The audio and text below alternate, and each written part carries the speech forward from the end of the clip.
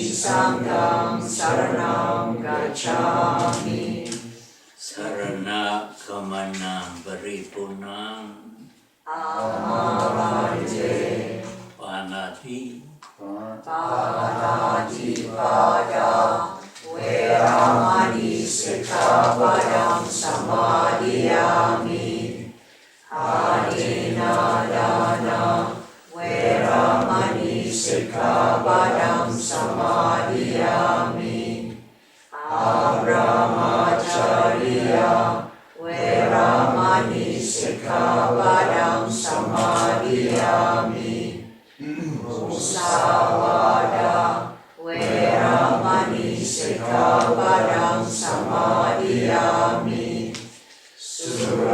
Surameraya Majjapamadhatthana Veramani Sikkhapadam Samadhiyami Vikala Bhojana Veramani Sikkhapadam Samadhiyami Nacha Pita Vadita Visukadasana Malaganda Vilebana Dharana Mandana Vipassana Veramani Sikkhapadam Samadhiyami Usasayana Mahasayana Veramani Sikkhapadam Samadhiyami Metta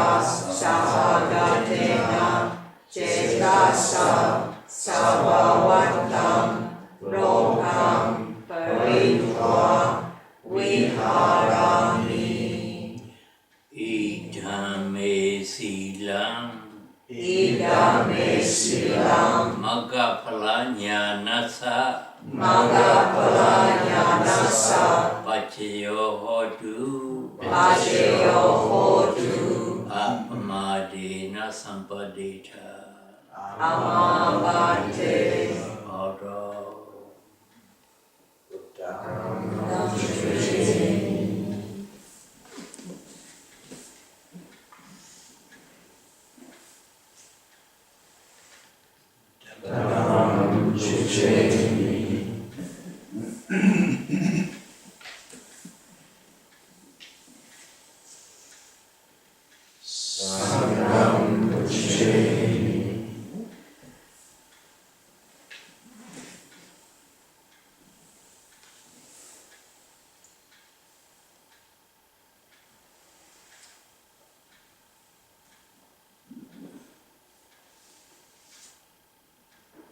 ဘုန်းကြီးတရားဟောပြီးမှဦးမြတ်ထွန်းပြောမှာပါလား မှန်ပါဗျာ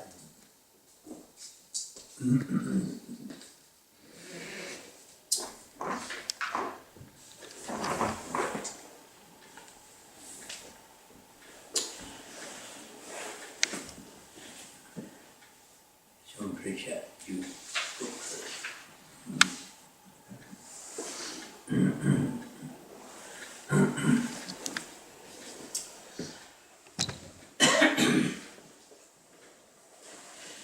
Today is the 21st June 2016. We start our Vipassana meditation retreat today. First of all, we have to understand the three kinds of training.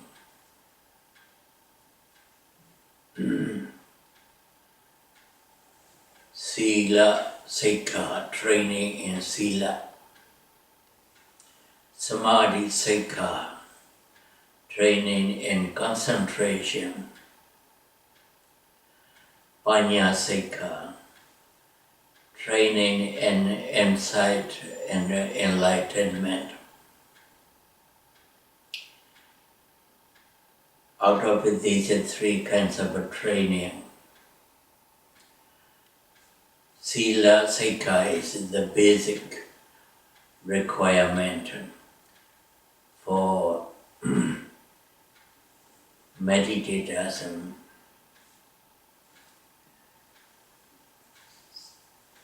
Sila here means morality, moral conduct. If a meditator wants to start his meditation, he has to observe Sila, morality, so that he can purify his deed and speech. As you know, we have three kinds of action. Physical action, verbal action, and mental action. We call it Kan, Domba, and Myanmar. Dom is a tree, Kam is action. Three kinds of action. All of these three kinds of action must be purified so that we can realize the true nature of bodily and mental phenomena as they really are. Out of these three kinds of training in Sila is the basic requirement for those who want to get rid of suffering.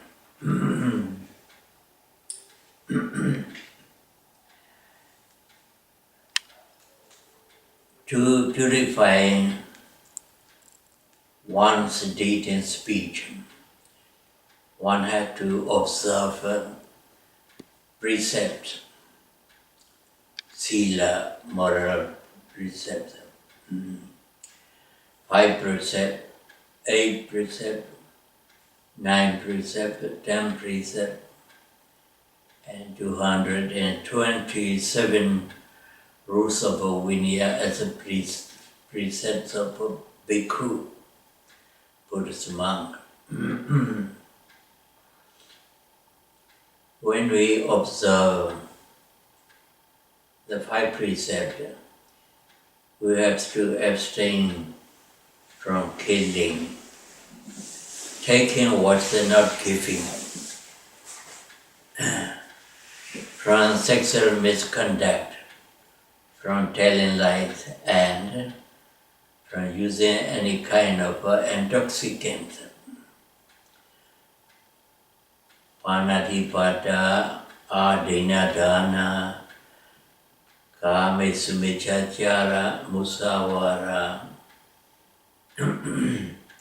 sura, miriya, majapama, tatana. 5 precepts. At least we have to observe 5 precepts so that we can purify our deed and speech. As you know, out of the 5 precepts, the first one, abstention from killing.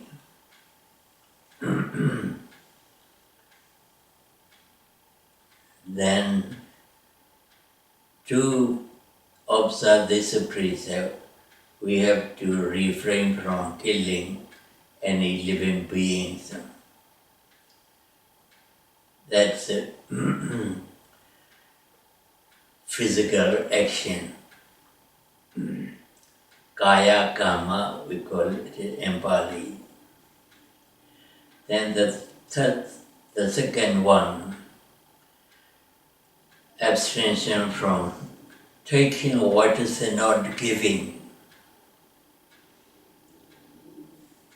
To purify our physical action, kaya kama, we also have to refrain from taking what's not giving. Then the third one is abstention from sexual misconduct. To purify our physical action, karma, deed, we have to observe this precept also to refrain from sexual misconduct. Then, when we abstain from killing, taking what is not given, and abstention from sexual misconduct, then by means of these 3 precepts, we purify our deed of physical action, kaya kama. And also the 5th one, sura, merya, majapama, tatana, viramani, sekabran, smaradhyami. Abstention from any kind of intoxicant. If we observe this, the 5th precept, abstention from any kind of intoxicant, then we purify our deed, physical action. Out of 5 precepts, the first, the second, the third, and the 5th one enable us to purify our deeds, physical action. Then the 4th one, musawada, viramani, sekabran, samadhiyami, abstention from telling lies. If we observe this 4th precept, abstention from telling lies, we purify our verbal actions, vajikama. So when we observe at least 5 precepts, 4 kinds of precepts are enabled to purify our deed or physical action. The 4th one, musawada, is enabled us to purify our verbal action with vajikama. In the same way, any kinds of a precept, such as 8 precept, 9 precept, and so on, are also enable our deed and speech if we observe them fully.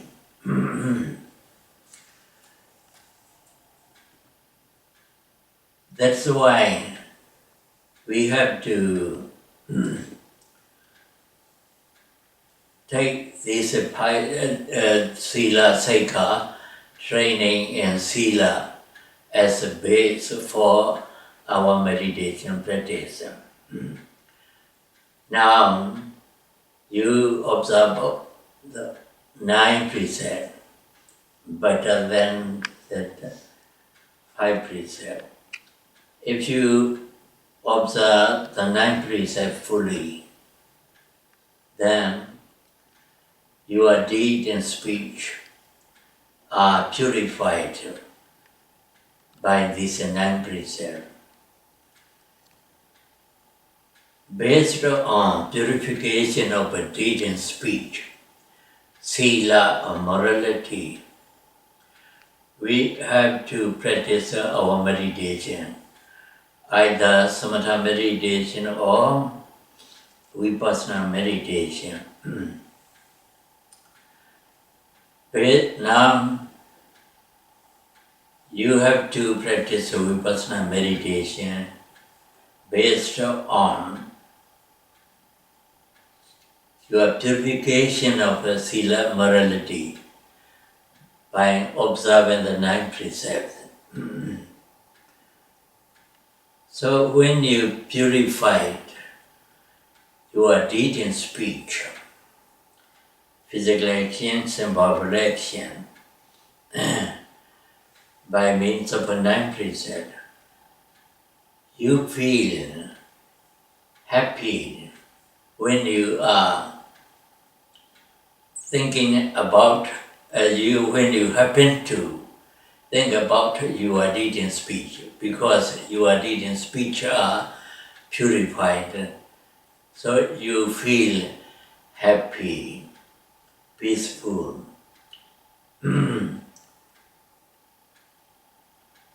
Tranquil. Then your mind is ready to concentrate any object of a meditation, either the object of samatha meditation or vipassana meditation, because your deed and speech are purified. Purificate, this is called Sila Visuddhi, as you know. Sila Visuddhi, Visuddhi is a purification. Sila is a morality, purification of a morality. When we feel your morality is quite purified, you are happy, peaceful, tranquil. So your mind is ready to concentrate on any object of a meditation. When you practice samatha meditation, the mind is ready to concentrate on the object of a samatha meditation. When you practice vipassana meditation, your mind is ready to concentrate your mind on any mental or physical phenomenon which are the object of Vipassana meditation. When the mind is concentrated on the object of meditation, then it's purified from defilement or mental hindrances. Then the mind is purified. Then it is called purification of the mind, Citta Visuddhi. Citta Visuddhi.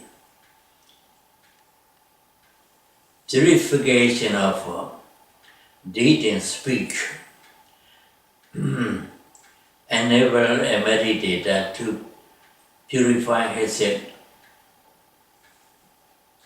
mind to a certain extent. So when the mind is purified, there is no mental defilement in the mind. Then the mind, because the mind is purified, the insight knowledge that arises in this purified mind become penetrating and sharp, so that it can realize the true nature of mental and physical phenomena, which are the object of Vipassana meditation. That is called Vipassana Jnana. So, Vipassana Jnana can be attained by means of purification of a mind. By means purification of a mind can be attained by the cause of purification, purifying the deed and speech. That's why Sila Visuddhi, purification of a deed and speech, is the basic requirement for a meditator to attain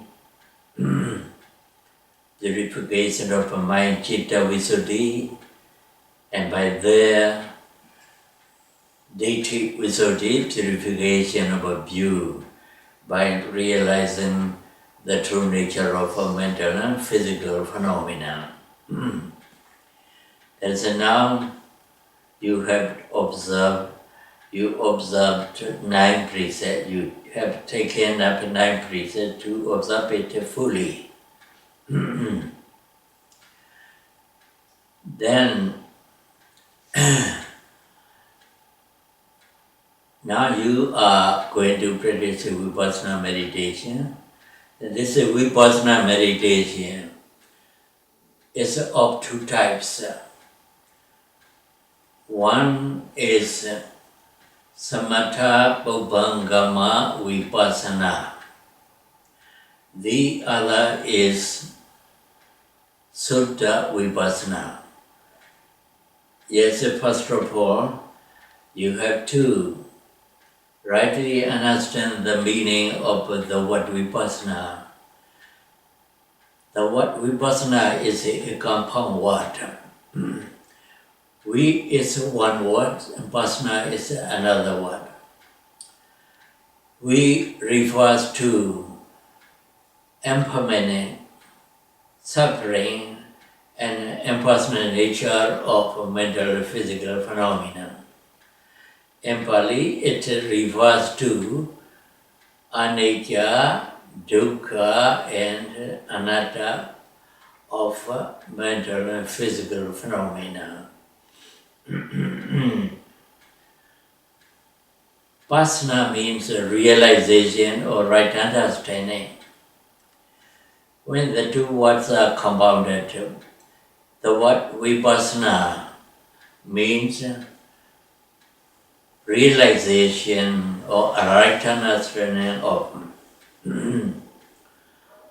anicca, dukkha, anatta, impermanence, suffering or unsatisfactoriness, and impersonal nature, anicca, dukkha, anatta. when you want to realize anicca, dukkha, anatta, you have to be mindful of whatever arises in your body and mind. Because every nama, mental state, every rupa, physical phenomena has these three characteristics: anicca, dukkha, anatta. Whatever nama it may be, nama, mental state may be, it arises and then it very instantly passes away. So it's impermanent. Because it's impermanent, it's unsatisfactory or it's suffering. Because it's impermanent and unsatisfactory, it's neither a person nor a being, neither everlasting entity, because they arise and pass away.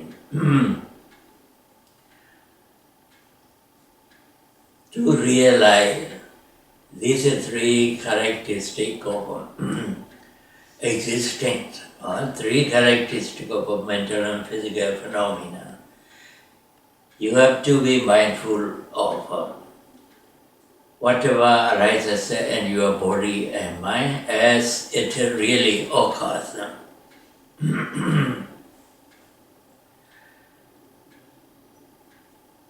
To realize these three characteristics, or the true nature of mental and physical phenomena,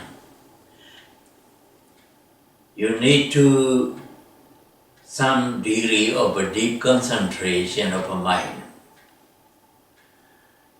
Only the mind is deeply concentrated on any object of a mental state or physical phenomena, then you are able to realize the true nature of a mental and physical phenomena. To obtain some degree of a deep concentration, you need to purify your deed and speech, your morality. Only if your morality, deed and speech are purified, then you are able to concentrate your mind on any object of meditation. When you are able to deeply concentrate your mind on any object of a meditation, say the mental or physical phenomena, then you are able to realize these three characteristics: impermanence, unsatisfactoriness or suffering, and impersonal nature, no soul, no separate nature. When you realize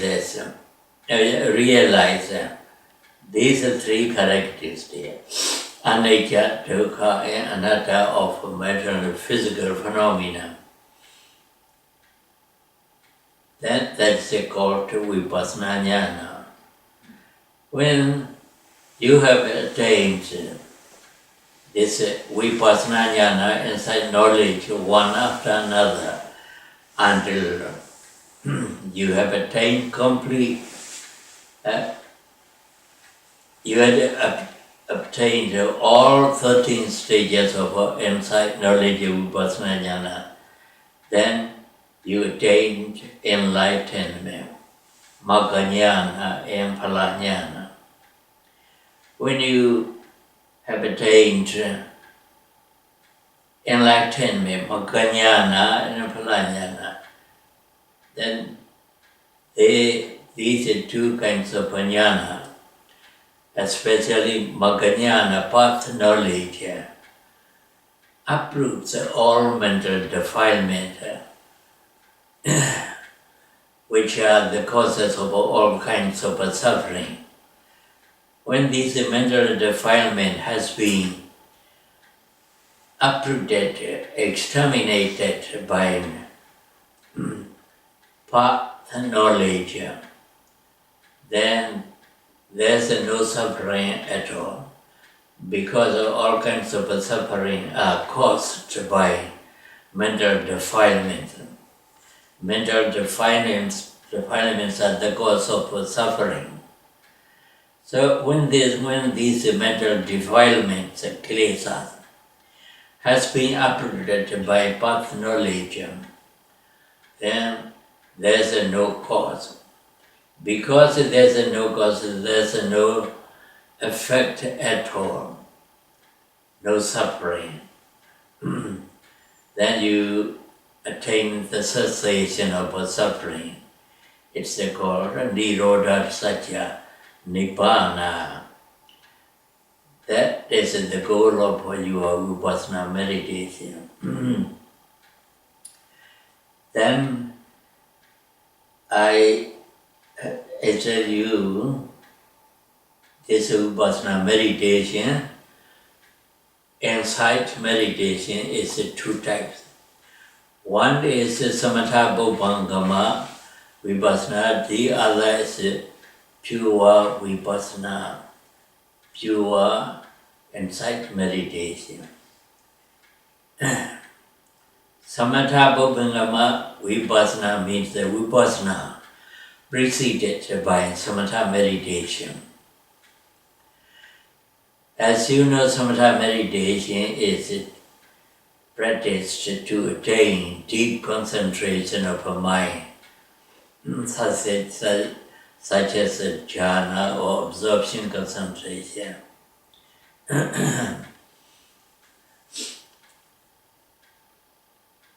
It's called Samatha Bhupangama Vipassana, insight meditation preceded by Samatha meditation, concentration meditation. Then another type of Vipassana is Suddha Vipassana, pure insight meditation. Pure insight meditation is insight meditation, not preceded by Samatha meditation.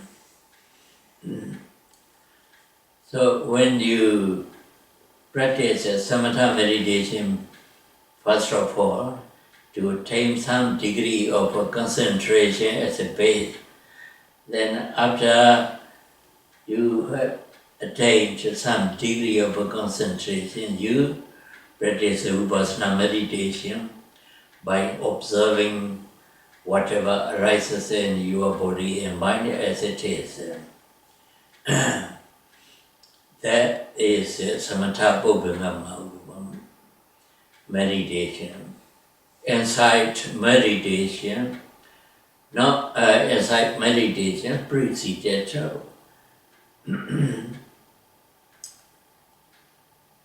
Samatha meditation, concentration meditation. Then another type, as I told you, is the insight meditation, not preceded by Samatha meditation, pure Suddha Vipassana meditation. So you does not practice Samatha meditation so that you can attain some degree of concentration as a base. But you practice Vipassana directly, right way. You practice Vipassana by being mindful of whatever arises in your body and mind as it really occurs, by noting whatever arises. For example, when the abdomen moves forward, then you observe it as it is, making mental note as rising. when the abdominal movement, the movement falls back, then you note it as falling, observing the falling movement of the abdomen, making mental note as a falling. In this way, you directly goes to Vipassana without practicing concentration meditation, samatha meditation before. That is Sutta Vipassana. By being mindful of whatever arises in your body and mind, your mind gradually becomes concentrated deeper and deeper. Then when you attain some degree of deconcentration by means of mindfulness meditation, that concentration is also called Citta Visuddhi, purification of a mind. Because when you have attained by means of attained some degree of concentration by means of mindfulness and meditation, then the mind, which is concentrated on the object of mental or physical phenomena, has been purified by concentration. So when the mind becomes concentrated to a certain extent, there's no mental defilement in it. There's no mental hindrances in it. It's the mind is purified. Then it's ready to realize the true nature of mental and physical phenomena. That kind of concentration is called Khanika Samadhi, momentary concentration, because the mind is momentarily concentrated on any object of meditation, any object of mental and physical phenomena, because the object arises and then you note it, then the mind is concentrated on it. Then the object passes away. In this way, the mind is momentarily concentrated on any mental or physical phenomena which arises momentarily. But when the momentary concentration becomes continuous, constant and sustained, it becomes powerful, so that it can purify the mind from defilement. So it's also called purification of the mind, Citta Visuddhi, by means of Vipassana meditation. Now you are going to practice this kind of meditation, purification, pure insight meditation, Sutta Vipassana. But I usually teach our meditators, before he starts to Vipassana meditate, to practice Vipassana meditation, to practice Metta Bhavana, Metta meditation, said about 10 or 15 minutes before Vipassana. Practice Metta meditation. Metta meditation is easy, not difficult. So before he starts to practice Vipassana, I teach meditators, metta meditation, briefly. The meditator, here, metta means the mental state which wishes the welfare of all living beings. A mental state which wishes all welfare of all living beings is called metta. In another word, a mental state which wishes all living beings free from all kinds of suffering. That mental state is called metta. To develop this metta, the wish of all happy peace and happiness of mentality, or peace and happiness of all being. To develop this metta, this mentality, you have to focus on all living beings. Then you say mentally, may all being happy and peaceful. May all being be happy and peaceful. May all being happy and peaceful. That metta sentence causes your mind to feel, to wish all living beings happy and peace and happiness. In this way, this metta gradually is developed, and you, by repeatedly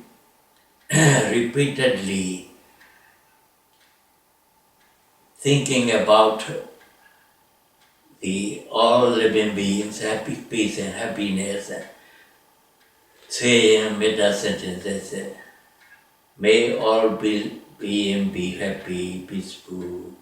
May all being be happy and peaceful. When the mind wanders, you take the mind back and put it to all beings and say, may all being be happy and peaceful. In this way, gradually, you feel that metta, mental state, wishing all being peace and happiness. That is metta bhavana. Then in this way, you practice metta bhavana, metta meditation, about 10, 15 or 20 minutes before Vipassana. Then later on, when you are skilled in development of metta, then you feel happy, peaceful, concentrate, and tranquil to a certain extent before you start Vipassana meditation. Then I say about 10 or 15 or 20 minutes metta meditation, then you start to practice Vipassana as you do. Being mindful of the rise and fall of a deep domain, rising movement and falling movement of a deep domain, mentally saying, rising, falling. This mentally saying is not neither Vipassana nor Samatha, but it helps the mind to concentrate deeply on the object of meditation. That's why we have to use it. It's called Tajya Panyati in Pali, and Buddhist scripture, Tajja Panyati.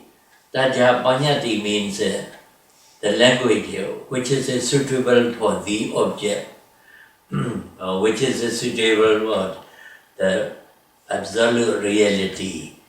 Because when we say rising, falling, being aware of rising movement and falling movement. These rising movement and falling movements are vayodhatu, one or element, which is absolute reality, paramatha. So when we say rising, when the predominant movement rises, the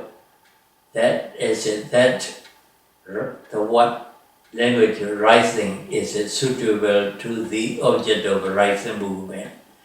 When we observe a falling movement, we say falling because that language falling is suitable for the movement of a falling. So that's why it's called Tajja Panyati in Pali, but we say mental saying. This mental saying is neither Vipassana nor Samatha. It's called Panyati concept, but it helps the mind to deeply focus on the object of meditation. So we have to use it. When we have attained the higher stages of insight knowledge, such as Sankhara and so on, then we can drop the mental saying. We should drop the mental saying because at that moment the mind is by itself concentrated on the object very deeply.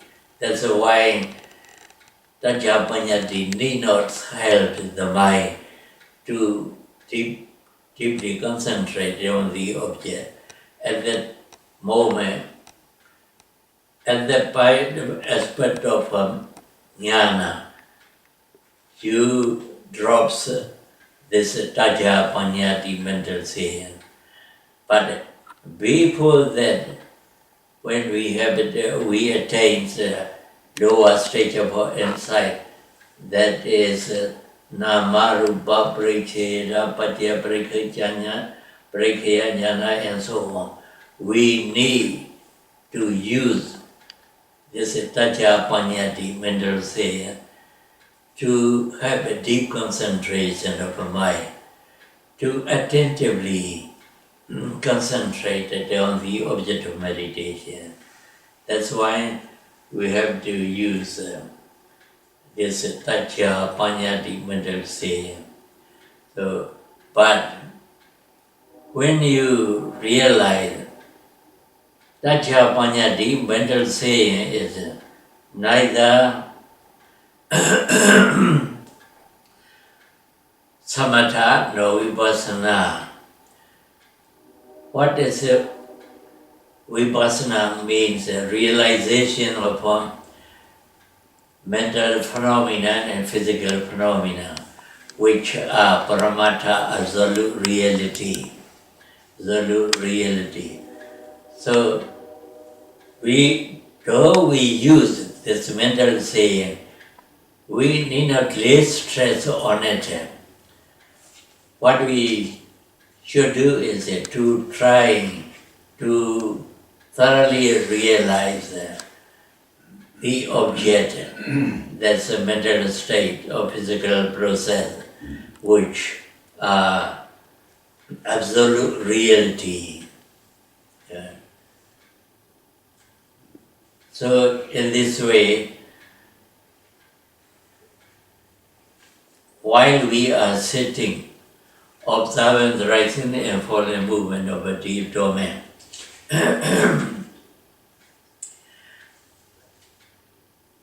swaying mental state, rising, falling, rising, falling.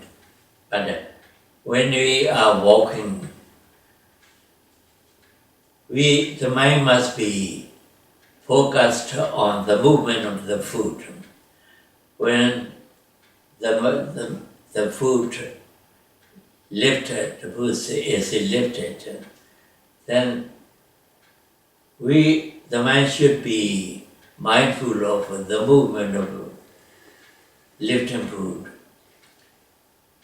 When we drop the foot, dropping movement of the foot must be observed, must be mindful of as it is.